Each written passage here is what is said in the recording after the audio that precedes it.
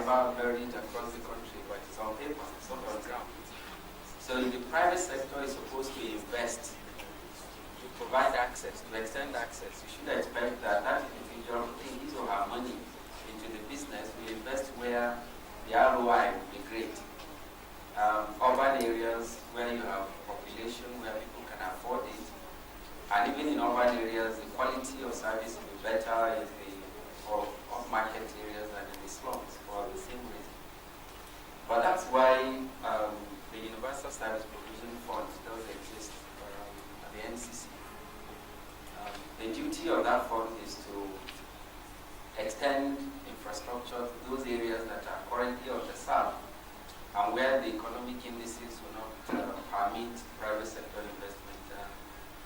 I'm not speaking for USPF, but I know USPF is working with private telco providers to do that, and they spend money doing that. I can again also say this as advert for USPF, that as we speak, the USPF, we have met with them and have argued that access to broadband infrastructure for institutions of learning is important if you want to build advanced skills for the economy. And USPF has, as we speak, interconnected the teaching hospitals, the federal universities, the medical colleges, and the main campuses of associated universities.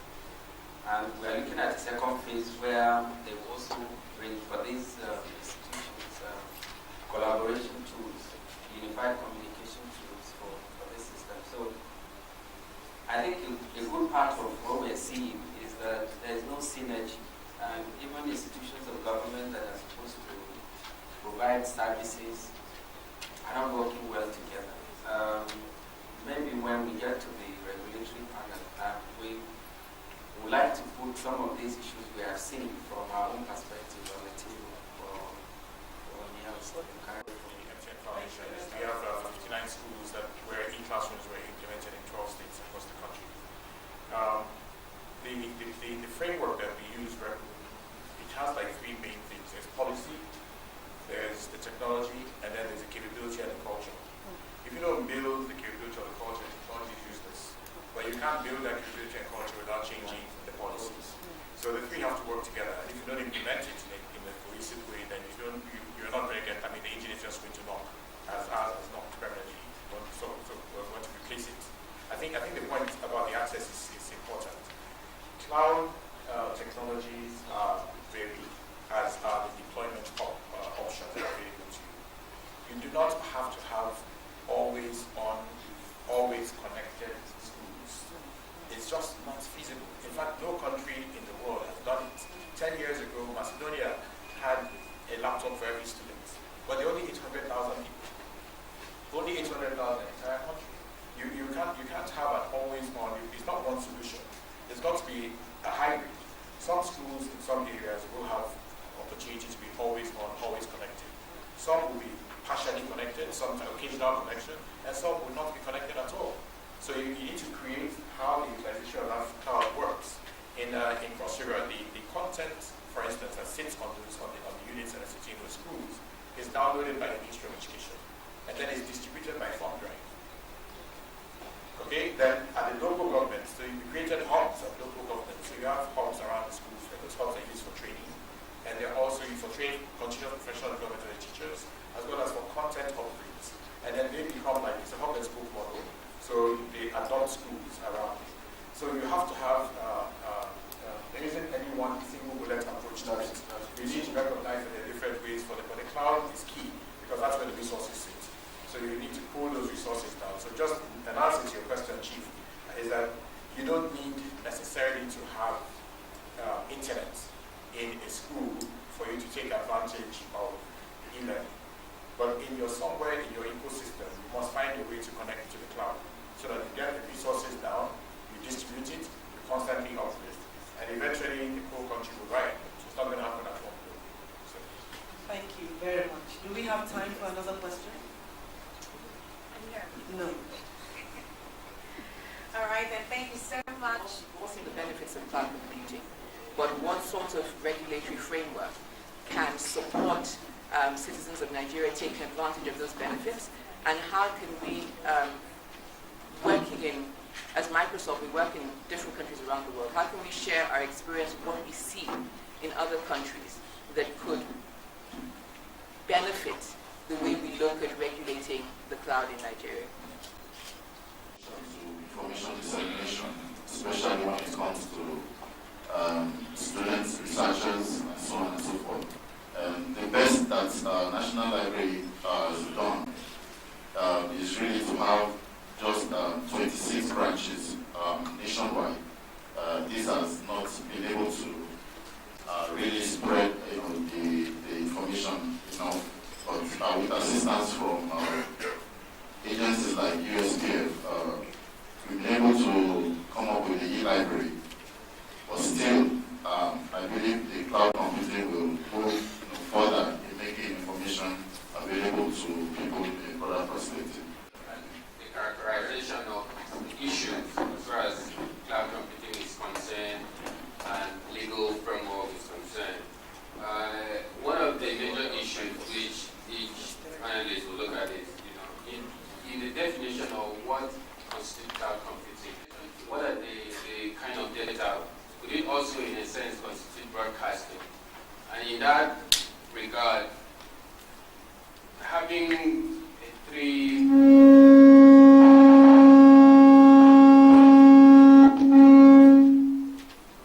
system where you have NBC for broadcasting, NCC for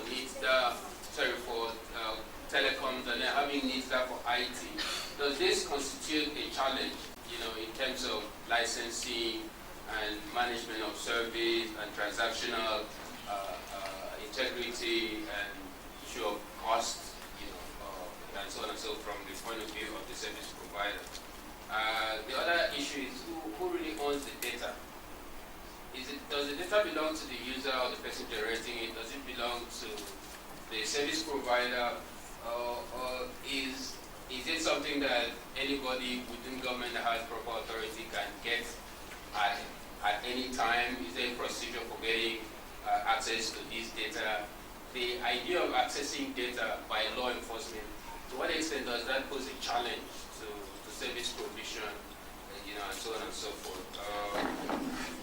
Given the reality of the global nature of the internet and the fact that this may go cross border, what legal framework is needed, both nationally and internationally, for Nigeria to go beyond service providers and relate with government in terms of accessing information that is outside of the country, as opposed to always attacking the service provider and asking for relevant information, either for law enforcement or security, and so on and so forth. I don't know if we can address, and I know, Professor Adoko, your area is actually innovation.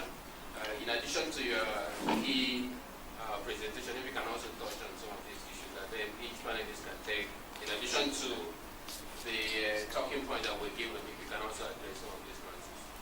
Thank you, Basil. Fundamentally,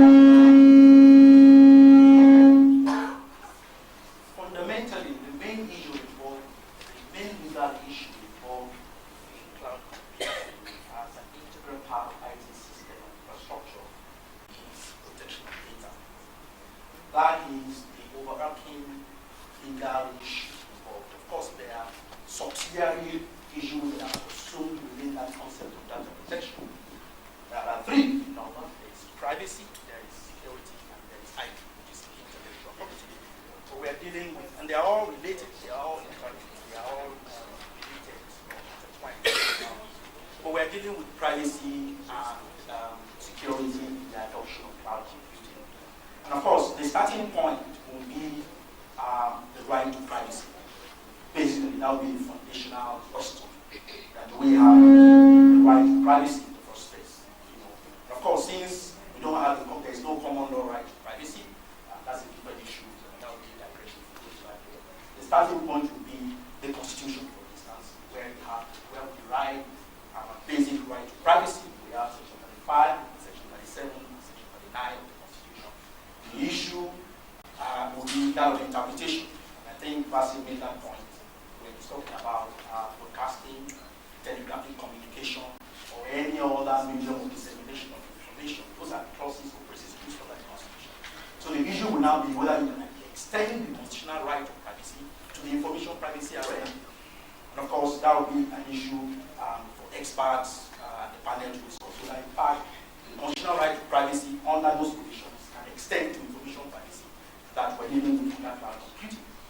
Now, if we leave the constitutional framework, we go to the other existing statutory framework, where are the statutes in terms of laws, regulations, or guidelines that can impact, or at least from which you can derive some form of approximate legal framework in regulating cloud computing. There are a whole lot of statutes that we can begin to make inferences on deduction from, and some of them Professor Fagon outlined in his brain, over 40 of them in the document.